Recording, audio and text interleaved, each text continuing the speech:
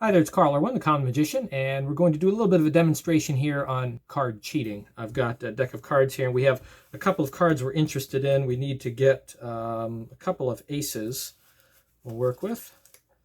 So we'll take these two.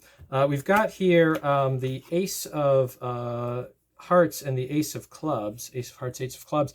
We're going to put these into the deck at known locations, seemingly random but known locations. And this is important for the card cheat because if the cheat knows approximately where cards are at, that's often sufficient because they can track those locations and then acquire those cards, put them where they need them to use later on, usually at the bottom of the deck. So we know approximately where these two cards are at. They've been gathered up maybe from a previous hand and then collected together, passed over to the cheat, and the cheat can now do their business, often with a confederate. So what we're going to do here is we're going to give the cards a real quick shuffle, and we want to be as fair looking as possible, trying to follow a procedure. We'll do some riffles, strips, fair table cut, burying the top card as procedure would indicate, and now we're ready to go. What we want to do is we want to define where we're going to be. So let's assume that we have 4 hands, and we'll just pick a random number. So 4, position 4 is what we're looking at. And what we'll do is we're going to deal out our pocket cards. Now, you know the situation. You know that the cards are probably where I need them at the bottom. And as you're looking at this, even though you know, hopefully you won't notice exactly precisely where the cards are coming from in the deal. A good cheat would be able to do that very covertly. So right now the situation is that we have, let's say this is around counterclockwise, 4th position over here. That is where I've placed the 2 aces from the bottom of the deck. The rest of the cards really don't matter at this point because this is where the focus is at for the cheat between themselves and their confederate, the one that they're playing the advantage to. It would seem that way. I've actually been able to sweeten this a little bit because some opportunity knocked and I was able to put another ace into the flop, which drives home this hand. For that player, we can split the winnings later on. It would seem that way.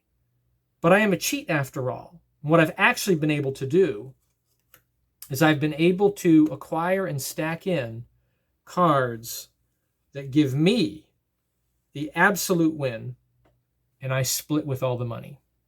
And of course, you can take a look, and every single card is here. Absolutely fair.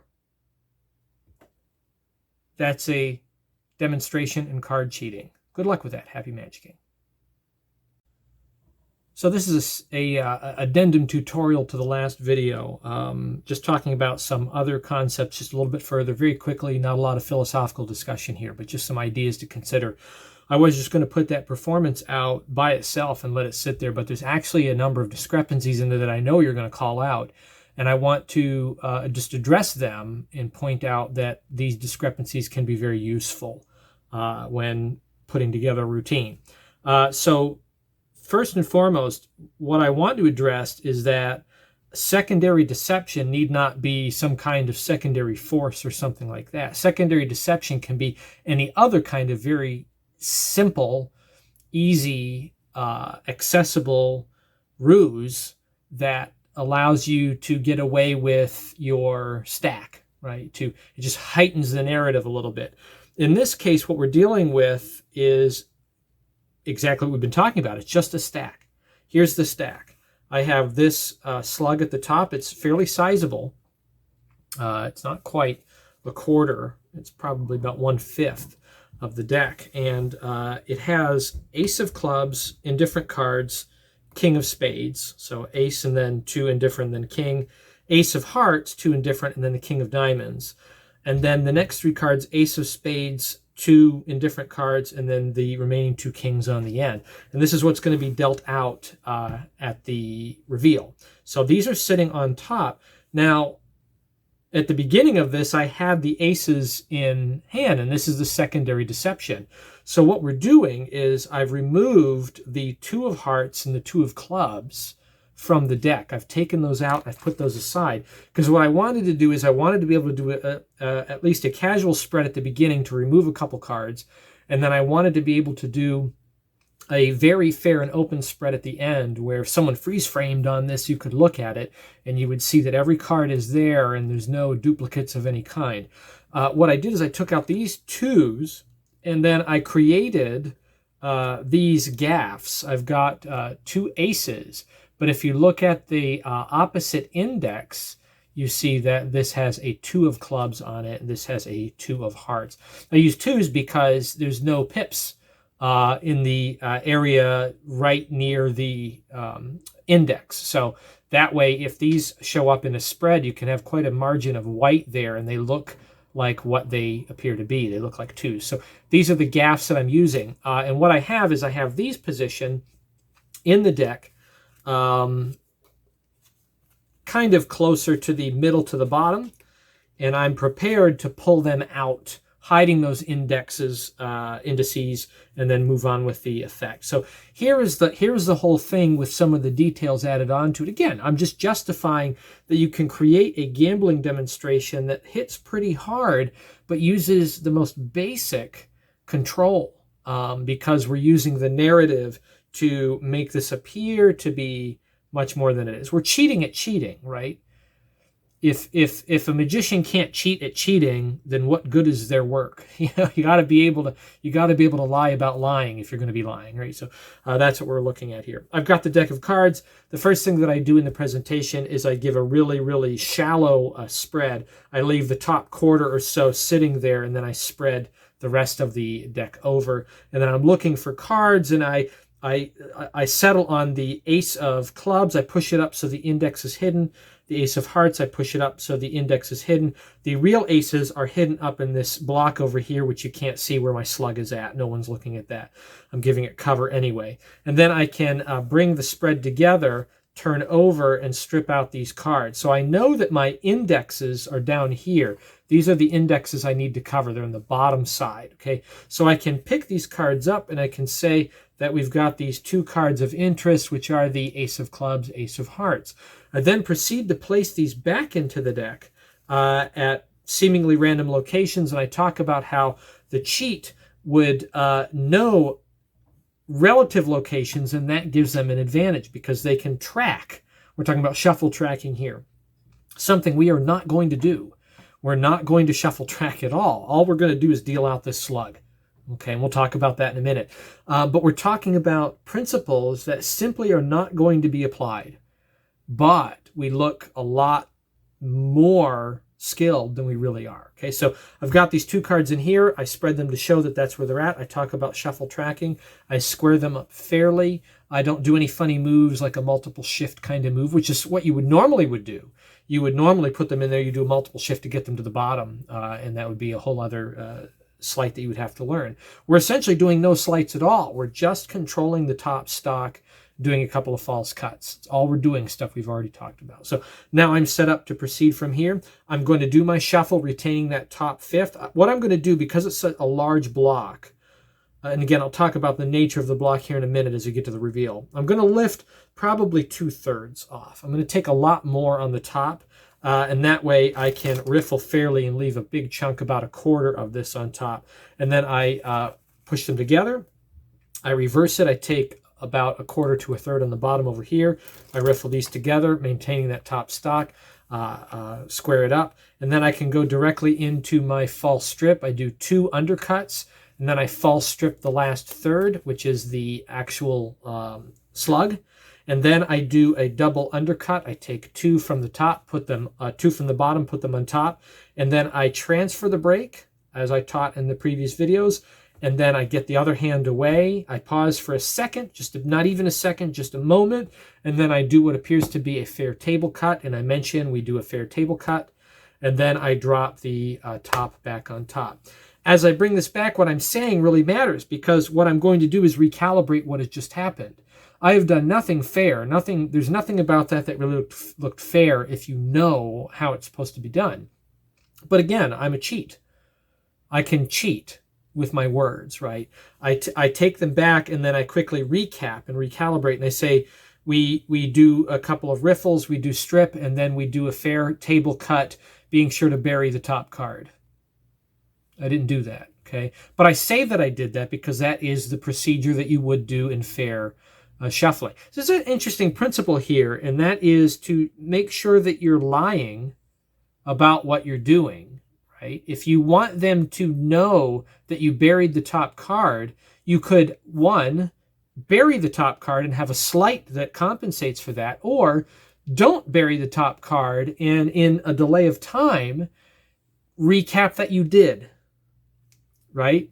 It's kind of like when you do a false shuffle or you do some kind of a mix where you retain part of it and the spectator shuffles part of the deck, and you recalibrate in the recap and you say, remember, you shuffled the cards. Well, it's partly right. It's partly correct. We did shuffle the deck. We appeared to riffle the cards together, but it is not correct that we buried the top card. But I can throw that in there, right, in my recap. So I say we do 2 riffles, we strip, we do a fair table cut, burying the top card as per procedure. So I throw that in there and I lie about it. Really, really good card mechanics people that do demonstrations will actually bury the card. You don't have to do that. You don't have to do that, right? Remember, we're dealing with the 99%, and we're recalibrating. So that's our situation. Little common magician pro tip there. Lie about what you did. Okay, make it sound better than what it was. Now we're set, and I'm going to be talking about now other techniques that I'm not going to employ. I can say now I'm set up to do some base dealing or bottom dealing, having acquired the 2 cards that I knew approximately where they were at, and I was able to get them positioned now at the bottom of the deck. What we need to do is identify where they're going to go. So I say, let's use 4 hands. Now I've already planned for 4 hands, and I've got a die here, and I'd let them choose 1, 2, 3, or 4. And this is what you would notice is a discrepancy, but again, people don't know, and if they do know, it doesn't matter. Let it be a discrepancy, right? As long as you clearly know where you put them, that's all that needs to happen, okay? In this case, 1 came up. We're looking for 1 through 4. And 1 is really the position where I'm going to put the aces. That's where my stack is at. But this could have been anything else. In the example, it was 4. And I explain that by saying in counterclockwise, and I count myself as 1. And I didn't say that, but I say counterclockwise this is the position 4, and then I move on, right? Let's say it was position 3. I can say, and from the dealer, it's the 3rd position. And I just count 1, 2, 3. It's the 3rd position before I reveal it. If I say 2, I could say it's in the 2nd position. Count myself as 1 second. You're just going to count this as whatever number they call. It's an insignificant detail, right? The suggestion there is that you can put them anywhere that you wanted to, and you put them in the place that they said. It's insignificant, right? So lie. Again, if you can't cheat with cheating or lie about lying, what good are you as a magician, right? So that's a simple explanation there. Let the discrepancy lie. Most people don't know the game that well. They don't know which way you count. And the card players out there that do know that it's a discrepancy, they won't care. You just let that go, right? And if someone does call out and say, well, this is where I put it, it's just, this is where I controlled it to. It doesn't matter. It really doesn't matter. Okay. So anyway, but it adds a layer. It adds a layer of presumption of control. So now what we're going to do is deal fairly and deal fluidly. And you can make mention of the fact as you're doing it that they wouldn't have the slightest idea where the cards are coming from, if they've come from the top or the bottom. And you've already set up the premise of bottom dealing. You're dealing out. They're looking for the bottom deal. They can't see it because it isn't there. Everything has been stacked to go where it's at. Now what you do is you say, this is the one that we're interested in, the 1st position. And this is where I've placed the 2 aces. You see, the rest of the cards don't matter. And I pull away these other 2 positions, but I leave mine sitting here. I just pull these out of the way, give myself some real estate. And then I say, it would seem that way, but I've actually been able to do something else. I've been able to acquire and stack in an additional ace that sweetens this situation and drives home the win for position number 1. Now you'll notice another discrepancy. I didn't burn a card. So what? Right? That's part of the rules of the game. But again, the 99%, most of those people don't know. Most people don't know that you're supposed to do that. And again, this is just a casual demonstration. I didn't have someone cut the cards when I shuffled either.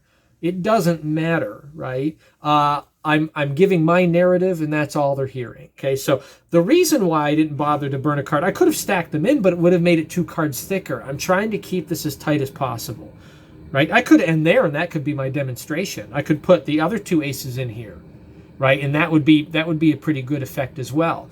But I've done that, and then I have a kicker ending. I say, so it would seem.